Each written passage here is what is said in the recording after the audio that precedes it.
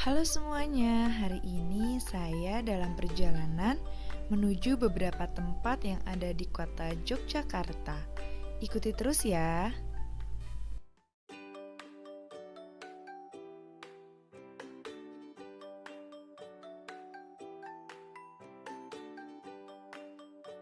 Setelah 10 menit perjalanan, akhirnya sampai juga di Benteng Vredenburg. Untuk mencapai Museum Benteng ini, kita masih harus berjalan terlebih dahulu ya. Nah, sekarang saya sudah berada di depan Museum Benteng Vredenburg, Yogyakarta.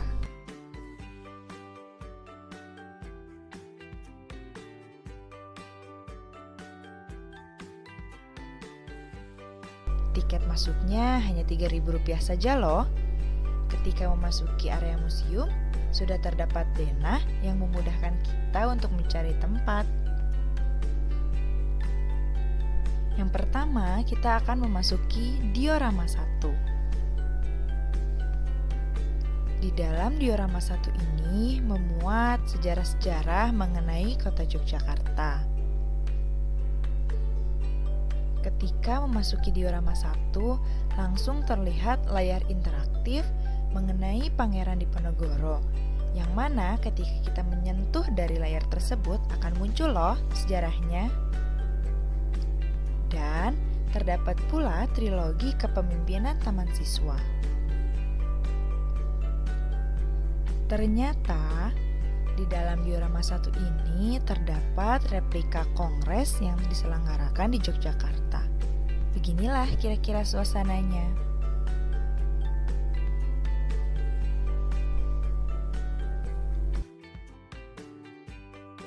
Dalam Diorama 1 ini terdapat pula penobatan Sri Sultan Hamengkubuwono ke-9 dengan replika seperti ini.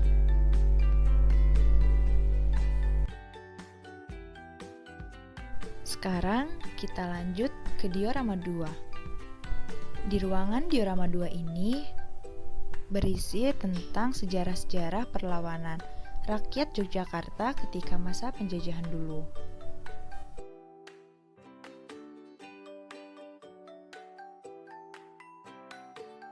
Ketika memasuki Diorama 2, sudah terlihat replika ketika pembacaan naskah proklamasi oleh Bapak Soekarno.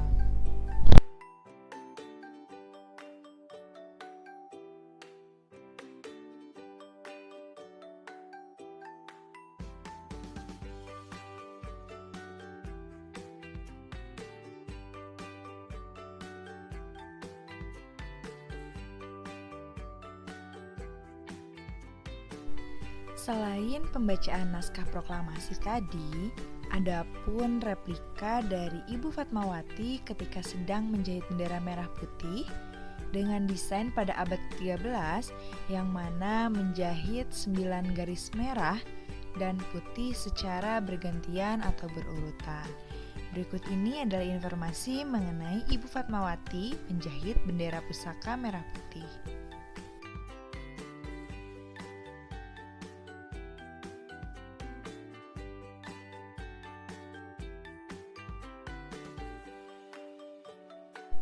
Di dalam Diorama 2 ini juga terdapat beberapa replika mengenai perjuangan rakyat Yogyakarta ketika melawan penjajah, baik penjajah dari Jepang maupun dari Belanda.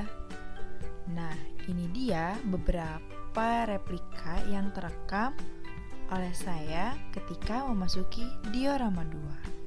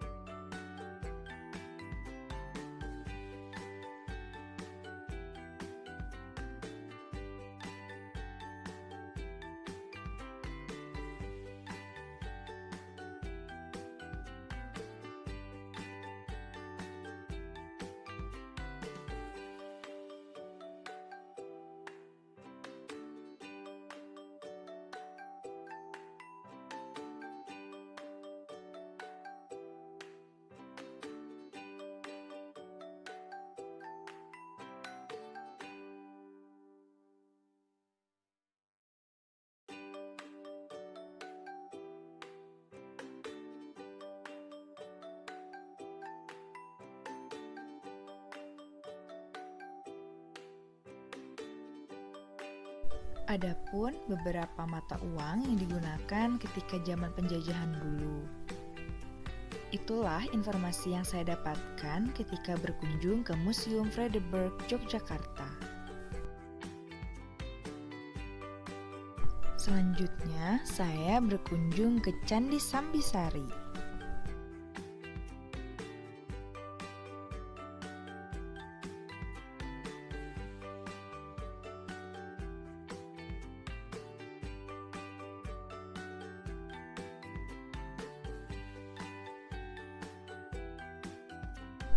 Candi Sambisari ini terletak di Dusun Sambisari, Desa Purwomartani, Kecamatan Kalasan, Kabupaten Sleman, Daerah Istimewa Yogyakarta.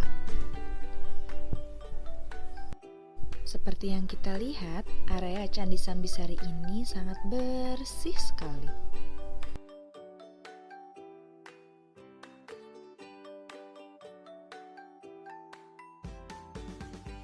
Berdasarkan informasi yang didapat, Candi Sambisari ini ditemukan secara tidak sengaja oleh seorang petani ketika sedang mencangkul. Setelah diteliti lebih lanjut, ternyata Candi Sambisari ini merupakan candi yang tertimbun oleh pasir dan batu ketika Gunung Merapi meletus tahun 1906.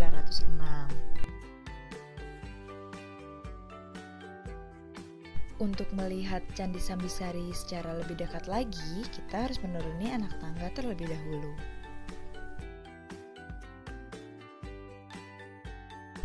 Candi Sambisari ini memiliki 1 candi utama dan 3 candi perwara.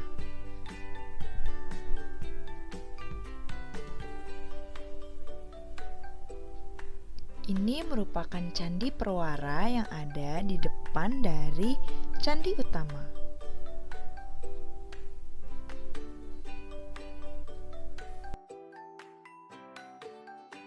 Nah, ini dia candi utama dari Candi Sambisari.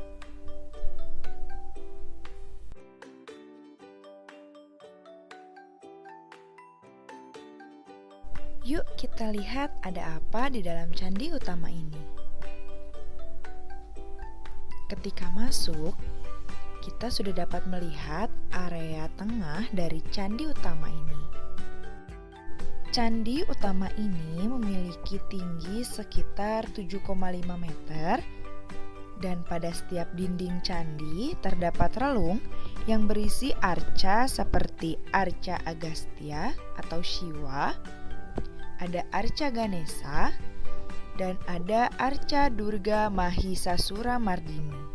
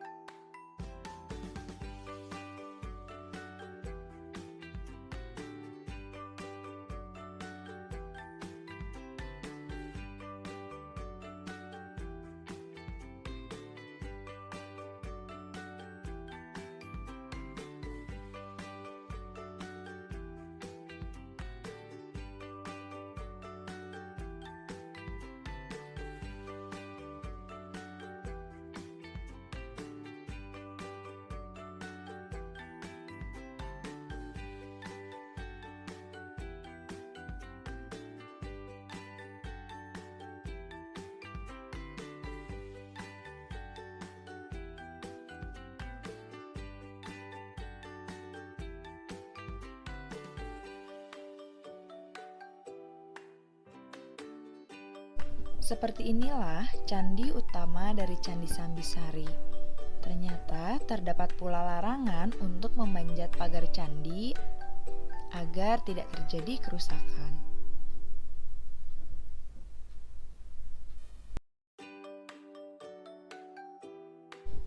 Itulah informasi mengenai Candi Sambisari yang didapatkan ketika berkunjung ke sana. Lalu yang terakhir ada kegiatan keluarga kami apabila akan berziarah kubur ke makam kakek dan nenekku. Karena jaraknya yang dekat, kami memilih untuk berjalan kaki saja menuju makam.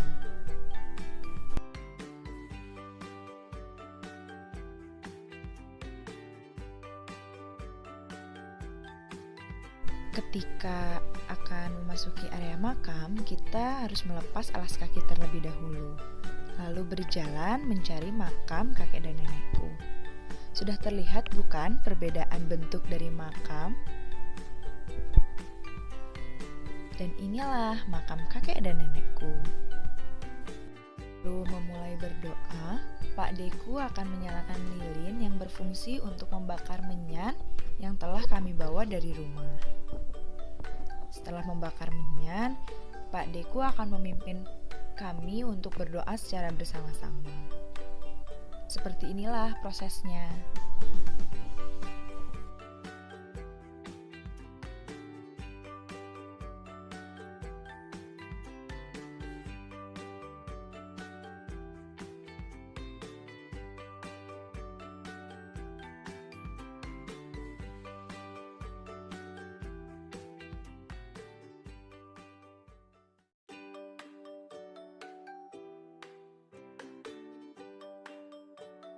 Dan itulah proses nyekar yang biasa kami lakukan ketika kami pulang ke kampung halaman. Itulah beberapa informasi yang saya dapatkan ketika berkunjung ke daerah istimewa Yogyakarta.